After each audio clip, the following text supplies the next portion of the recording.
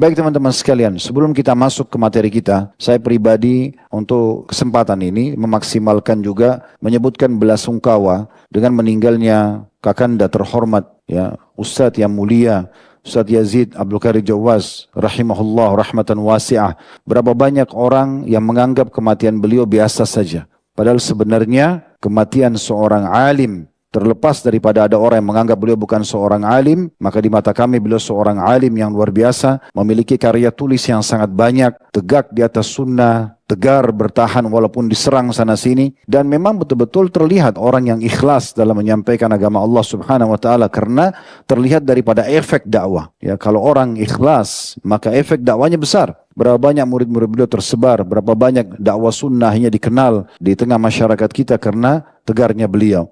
Semoga Allah Subhanahu wa taala menerima ruh beliau dan diterima seluruh amal-amal solehnya, dimaafkan kesalahan-kesalahannya, serta juga sahabat beliau yang mulia kakanda Ustadz Abdul Hakim Abdad, hafidahullah, semoga Allah panjangkan umur beliau di atas ketaatan dan Allah berikan kesabaran karena sahabat dekatnya telah wafat terlebih dahulu. Begitu juga dengan kerabat dan siapapun yang merasa tentunya dekat dengan beliau. Dan dengan meninggalnya seorang alim seperti ini, kita perlu menyampaikan beberapa hal. Yang pertama teman-teman sekalian, dengan meninggalnya seorang alim berarti hilang juga ilmu bersama dia. Dan ini berarti menandakan kita harus perhatian secara khusus kepada para ulama kita. Semasa mereka hidup, maksimalkan untuk belajar. Raih semua mutiara ilmu, bukan hanya teorinya saja. Bukan hanya membeli bukunya, bukan hanya dulu di majelis ilmunya, tapi mencontohi akhlaknya, mencontohi perjuangannya, mencontohi kesabarannya. Semua ini penting teman-teman sekalian. Karena kata Nabi SAW dalam hadis yang sahih, Inna Allaha la yakbidul ilma intiza'an yantazi'uhu minal ibad. Sesungguhnya Allah tidak mengangkat ilmu itu, maksudnya ilmu syar'i ini, dari manusia dengan spontanitas. Langsung diangkat jadi orang bodoh semua. Enggak. Tapi kata Nabi SAW, walakin yakbidul ilma biqabdil ulama. Tapi Allah mengangkat ilmu dengan mewafatkan para ulama.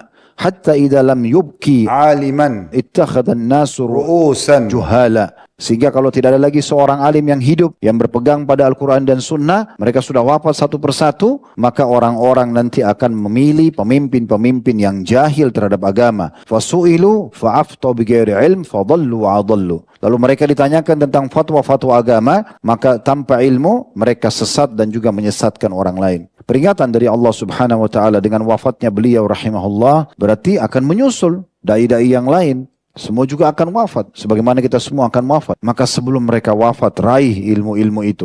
Para ulama salaf, mereka mendatangi majelis-majelis para ulama, walaupun sebenarnya apa yang dibahas sudah ditahu. Tapi untuk mendapatkan keutamaan majelis ilmu, keberkahannya, kadang-kadang ada orang datang hanya untuk melihat wajah para ulama, untuk mencas kembali iman mereka. Itu yang dikatakan oleh Ibnu Qayyim rahimahullah. Kami kalau sudah merasa hati kami mulai lunak, mulai dekat dengan dunia, kami datang khusus hanya untuk melihat Ibnu Taimiyah rahimahullah, guru mereka. Begitu kami melihat beliau dengan kewibawaannya, dengan ilmunya, dengan kesiapannya dan konsisten dalam beramal saleh, maka kami jadi tercas kembali, kami jadi kuat kembali. Kadang-kadang untuk begitu. Berapa banyak orang yang datang hanya sekedar untuk belajar dari akhlaknya, dari sedekahnya, dari muamalahnya, dari tawadhu'nya dan segala macam hal yang bisa kita belajar. Oleh karena itu teman-teman, hadis ini memberikan pelajaran kepada kita. Seorang alim jangan dibiarkan mati kecuali kita sudah meraih maksimal ilmu yang bisa kita dapatkan. Itu pun kalau kita berusaha setiap hari melazimi para ulama, belum tentu kita bisa mengambil semua ilmunya. Ya, di dalam pengajian seperti ini misalnya cuma 2 jam kita sampaikan. Ini belum menukil semua ilmu yang bisa kita sampaikan. Sebagian kecil. Itu pun kadang-kadang setelah bubar mungkin tinggal 70%, tinggal 50%, apalagi kalau tidak dipraktikin, apalagi kalau tidak diulang-ulang ilmu tersebut tidak didengar, maka akan hilang. Kan gitu. Begitu juga dengan perkataan Ibnu Mas'ud radhiyallahu anhu, beliau mengatakan alaikum bil ilmi qabla an yurfa'a wa raf'uhu mauti ruwatihi. Kalian harus segera meraih ilmu itu sebelum diangkat oleh Allah Subhanahu wa taala. Dan diangkatnya ilmu itu dengan diwafatkan para ulamanya. Kalau sudah diwafatkan tidak ada lagi ilmunya. Kita mau belajar dari siapa? Kalau kita belajar dari muridnya, otomatis secara persentase nggak mungkin sama gurunya. Umumnya lebih sedikit, ya, ataupun lebih kurang dari gurunya gitu. Jarang sekali di antara murid lebih pintar dari gurunya, gitu kan? Ada tapi jarang. Oleh karena itu beliau mengatakan sebelum diangkat ilmu belajarlah, maksimalkan Karena ilmu itu diangkat dengan diwafatkan para perawinya atau para ulamanya. Wawalladzi nafsi biyadih. Lalu Abdullah bin Mas'ud bersumpah atas nama Allah, demi jiwaku yang ada dalam genggamannya. Ini untuk memberikan penjelasan apa yang beliau ingin sampaikan, sangat penting untuk diperhatikan dengan memaksimalkan belajar dari para ulama selama mereka masih hidup. Beliau mengatakan, la yawaddunna rijalun qutilu fi sabilillahi syuhada ay yab'athuhumullahu ulama lima yarawna min karamatihim. Demi zat yang jiwaku dalam genggamannya, sungguh ada orang-orang yang dibangkitkan nanti pada hari kiamat sebagai syuhada, mati syahid di medan perang. Tapi mereka berharap justru dibangkitkan dalam kondisi seperti para ulama. Karena mereka lihat bagaimana kemuliaan para ulama pada saat dibangkitkan hari kiamat. Ini sering saya bahasakan ya.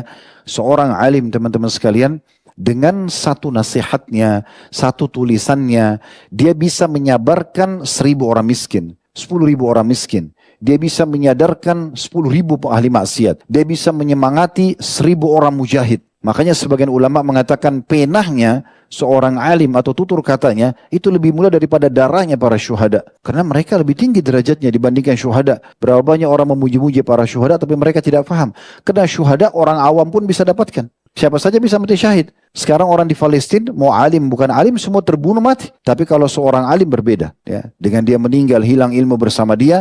Bahkan banyak sekali yang dapat petunjuk. Banyak orang semangat mengerjakan ibadah. Banyak orang istiqamah. Banyak orang sadar justru karena nasihat-nasihat mereka. Makanya beliau mengatakan, demi zat yang jiwaku dalam genggamannya, sungguh benar-benar akan datang nanti orang yang terbunuh mati syahid di medan perang, dibangkitkan hari kiamat. Mereka berharap justru dibangkitkan sebagai ulama bersama para ulama karena melihat bagaimana karamah atau kemuliaan yang Allah berikan kepada para ulama tersebut. Fa inna ahadan lam yuladu aliman wa innamal ilmu bitta'allum. Dan ketahuilah seseorang tidak mungkin lahir dalam kondisi alim, tetapi ilmu itu dengan cara belajar. Artinya kalau kalian mau mencapai derajat para ulama yang nanti para syuhada cemburu pada saat mereka dibangkitkan pada hari kiamat karena mulianya kedudukan mereka, karena banyaknya orang dapat hidayah karena mereka, maka harus dengan belajar, tidak pernah jenuh dalam belajar. Kalau seminggu sekali hadir, sebulan sekali hadir, ini belum belajar. Setiap hari pun kita belajar teman-teman sekalian belum cukup. Makanya saya selalu nasihati teman-teman sekalian, maksimalkan media yang ada. Ya. Dengarkan ceramah-ceramah tersebut. Buat satu prinsip hidup, tidak ada hari tanpa ilmu. Itu yang harus kita lakukan. Dan kalau antum tersibukkan dengan itu sebuah kenikmat yang tidak bisa terhingga. Karena dikatakan oleh seorang sahabat, kalau ada orang yang menganggap bahwasanya menuntut ilmu bukan jihad, bahkan mengalahkan pahala jihad, maka mungkin ada permasalahan dalam pemahaman dia. Oleh karena itu kita harus paham, kita sedang berjihad. Hadir majelis begini bukan cuma sekedar meramaikan masjid, bukan hanya sekedar dengar ilmu. Antum sedang berperang seperti orang yang berperang di jalan Allah Subhanahu wa taala.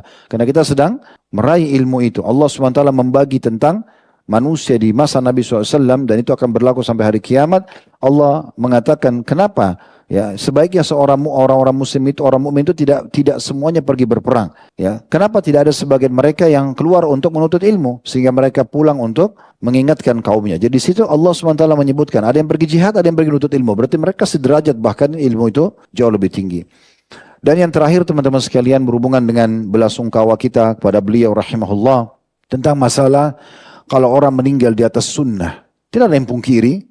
Ustaz Yazid rahimahullah, orang yang komitmen dengan sunnah, ya, dengan sangat tegas, dengan bid'ah, gitu kan, agar betul-betul menjaga kemurnian agama. Dan itu satu nikmat yang sangat besar. Ya, sering kami sampaikan, kalau kita ibaratkan meja ini, sunnah dan bid'ah, maka setengahnya sunnah, setengahnya bid'ah. Sunnah itu pasti diterima, karena ada panduannya. Bid'ah itu, kalau ada orang mengatakan, endaklah itu tidak dianggap dosa, itu urusan dia.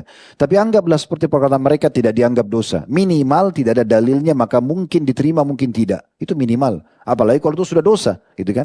Yang jelas Nabi SAW yang mengatakan itu adalah sesat, kan gitu. Baik, orang yang berpegang pada sunnah itu luar biasa. Kalau ada orang meninggal di atas sunnah, antum pun bisa komitmen dengan itu teman-teman sekalian, bertahan dengan sunnah ini sampai meninggal, apapun halangannya, maka itu kematian yang paling mulia.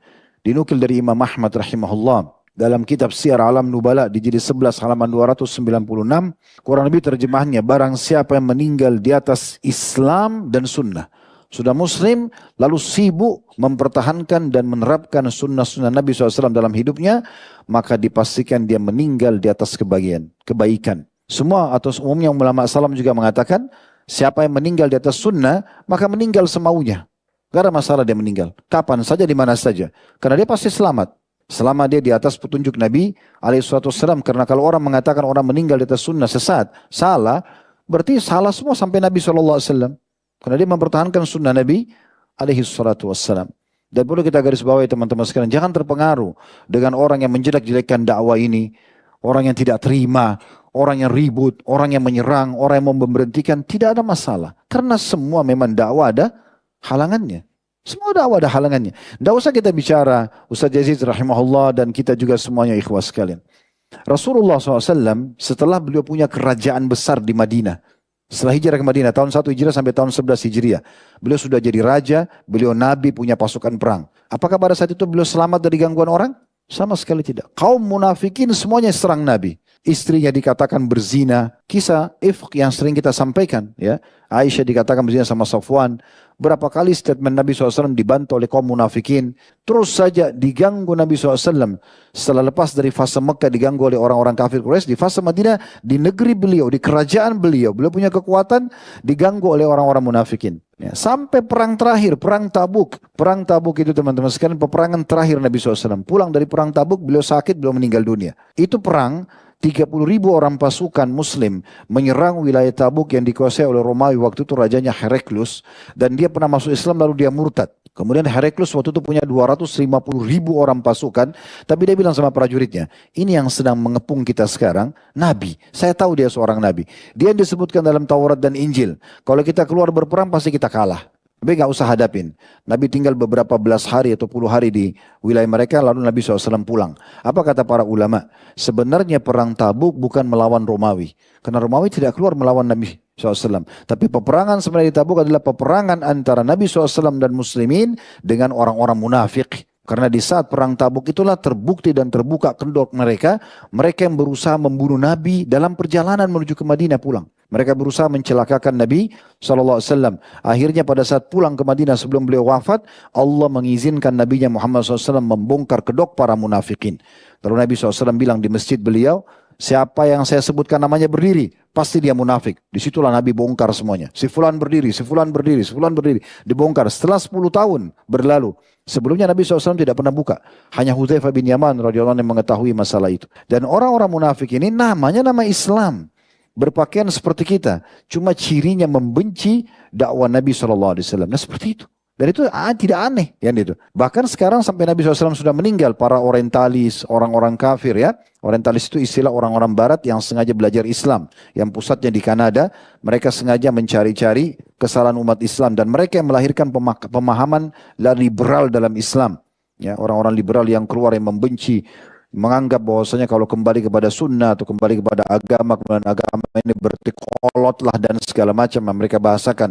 Lalu keluarlah fatwa-fatwa yang aneh, boleh lintas agama, semua agama bisa masuk surga dan segala macam hal. Nah itu pendapat mereka.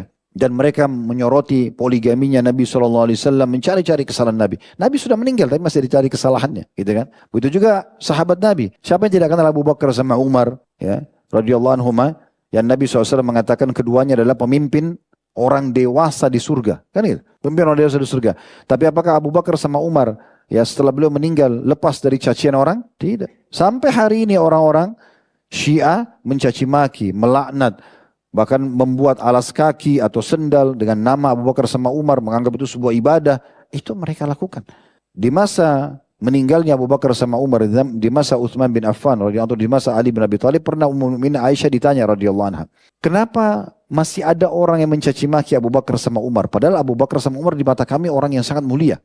Maka kata Aisyah radhiyallahu anha, saya tidak melihat kecuali Allah ingin menambahkan pahala buat mereka. Artinya apa? Orang tidak akan luput dari masalah itu. Jadi begitu meninggalnya Ustaz Yazid, kemudian ada yang coba mencaci maki, ada yang mau menyamakan dengan Abu Jahal atau apa, ini ajaib ini, ya. Luar biasa itu. Tapi jangan aneh, jangan merasa aneh, ada saja, ya. Dan sangat sulit. Kenapa harus melahirkan musuh pada hari kiamat? Berarti siap bertemu dengan orang yang dia salahkan dan caci maki di hari kiamat? Apa sudah tidak ada kegiatan lain yang harus dilakukan aktivitas dari sunnah-sunnah Nabi sehingga harus mencari kesalahan orang apalagi sudah meninggal? Bukankah Nabi SAW mengatakan udhkuru mahasina mautakum, sebutkan kebaikan-kebaikan dari orang mati di antara kalian, kan begitu. Tapi seperti itulah kurang lebih ya. Dan begitu terus-terusnya sampai menjelang hari kiamat, orang-orang yang berpegang pada sunnah Nabi SAW ada saja orang yang tidak menyukainya. Tetapi yang tidak menyukai tentunya orang-orang yang memang tidak menyukai Nabi SAW otomatis gitu kan. Karena diajak bertahan dan mempertahankan kemurnian sunnah, mereka tidak mau. Berarti yang mereka benci sebenarnya adalah ajaran Nabi SAW. Mau sadar atau tidak sadar kan gitu. Allahu a'lam. Jadi insya Allah semoga Allah Subhanahu wa taala menyabarkan keluarga beliau dan murid-muridnya, sahabat dekatnya dan siapapun yang telah menghadapi ini, a'zamallahu ajrakum, semoga Allah mengagungkan pahala Anda semuanya tentunya ya. Walillahi ma akhad, walillahi ma ata, kullu syai'in bimiqdar. Semua milik Allah yang dia beri, yang dia kasih dan semuanya berjalan sesuai dengan takdirnya. Semoga tentunya kita diberikan istiqamah setelah meninggalnya beliau ya, dan juga terus berpegang teguh sebagaimana telah beliau contohkan.